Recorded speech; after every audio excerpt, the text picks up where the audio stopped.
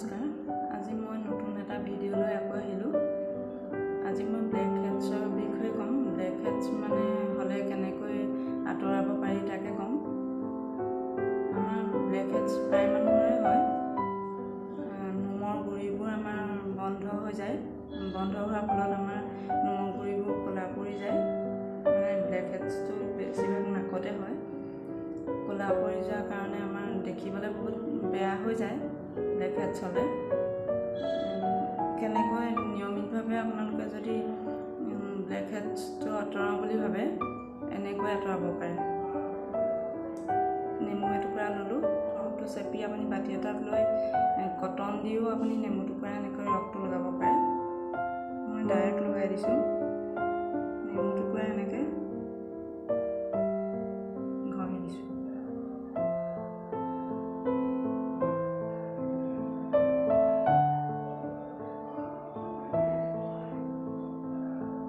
এনেকৈ দুই চাইডে ঘঁহি দিব।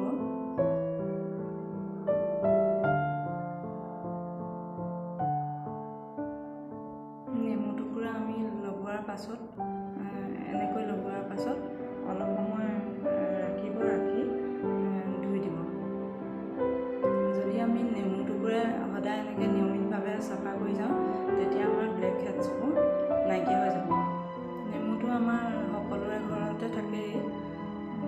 আমি এতিয়া গৰম দিনত আমি ভাতৰ লগত নেমু আমাক লাগেই। নেমু নহ'লে আমাৰ ভাত সাজ খায়ো ভাল নালাগে। গতিকে নেমুটো পাবলৈও সহজ। গতিকে ভিডিঅ'টো ভাল পালে